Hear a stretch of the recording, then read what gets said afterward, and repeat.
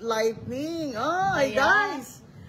Nandito kami, stranded kami sa ulan, at ang bahay ng friend namin may alimasag. Kaya, lalo kami namang na-stranded. Pang 3 hours na namin dito, nakakape na kami ng 1 cup. Pang 2 cups na namin, at may mga balinghoy. Balinghoy, mga Bisaya dyan, balinghoy. Yung aming friend na nagbigay ng aming, nag-adapt sa amin. Kasi basang-basa na ang mga kotse. Buti na kotse yung basa. So guys, it's a nice day. Kahit bumabag yung Oo, at first time ko dito na nag-live sa kay Kathy Binag na account or Facebook. Yeah. Kaya I hope na... Hindi kayo mabaha. Oo, ang lakas Flood control. Ang lakas ng kulog Nasaan na ang mga flood control na bilyon-bilyon piso? Nasaan na? Di ba? Itong problema sa gobyerno natin, parang sinasanay nila tayo na magtiis tayo. Tiisin natin ang baha, tiisin ang lindol, tiisin ang gutom, tiisin ang nakaw.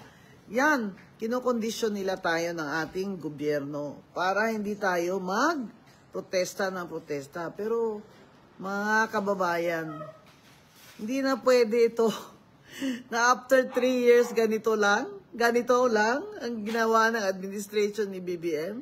Hanggang ngayon, more than half, or anong survey dyan ng NEDA at PSA, half of the Filipinos, kalahati ang nagsabi na nakaranas na sila ng gutom. Kaya iniisip na raw ngayon ng DSWD na mag-issue ng mga coupon, yung parang coupon sa Amerika. Food vouchers ba yun? O coupon. Ay, umabot na tayo dun, ha?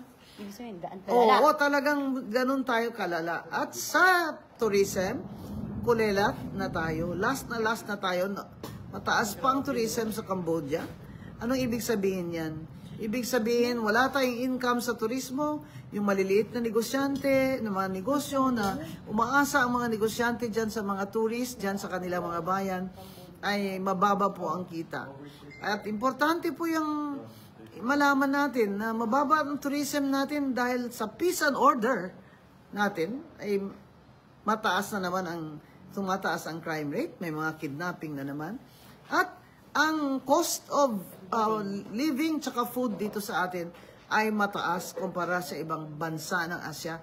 Kaya naman po, yung mga tourist ay ayaw na lang pumunta dito. Lalo na doon sa mataas ang crime rate o takot sila, may mga abiso sa kanila na huwag na muna silang magbakasyon sa Pilipinas.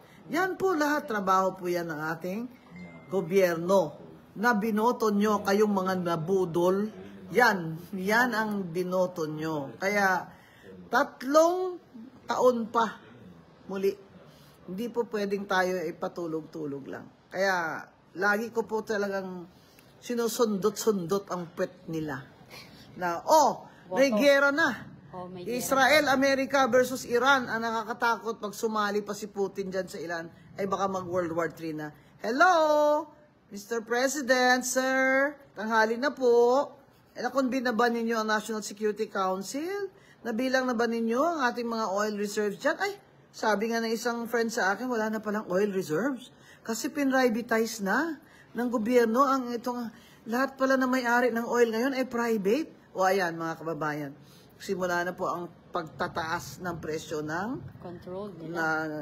oil. Kaya makokontrol na naman. Pag konti kasi supply, tsansa na ng isang makapangyarihan at na gobyerno, strong ang desire sa corruption. Yan ang gustong-gusto nilang mga senaryo para makontrol nila ngayon ang supply. So, tataas po, sigurado, ang presyo ng ating oil, gasolina. Siyempre, tataas ang gasol. Siyempre, tataas din po ang pamasahe at ang mga pagkain. Yan po talaga ang hindi ko makakayang tanggapin na sa 3 taon ay hindi nila nagawa ito ng tama. Ay, yun ang pinamis nila eh. Kaya, mga kababayan, masarap po ang pagkain natin kung tayo may nakakain pa. Pero isipin na lamang natin na 2 million na Pilipino ay walang trabaho. Isipin mo, 2 million. Saan sila kukuha ng kakainin nila? Habang ang gobyerno natin, imbis na magbigay ng tamang safety net para sa mga unemployed, ay binigay pa ng ayuda nung panahon ng kampanya. Kaya sila panalo lahat. Yan ang problema. Pati nanalo, hindi na pwede umupo. Oo, yan ang problema. Kasi, corruption. Yan ang problema pag napakadami pong buaya dito sa ating gobyerno. Yan po, bantayan natin sila. Bantayan po natin sila. May 3 taon pa po, pero wag po kayong magsawa na magbantay sa gobyerno natin dahil tagbabayad po tayo ng buwis at nakasalalay dito ang Ating kinag- future ng ating mga anak. Hindi po ba? Lalo na po mga trabaho. Abay, ka-graduate na kayo. Congratulations. May trabaho ba? Yun ang problema.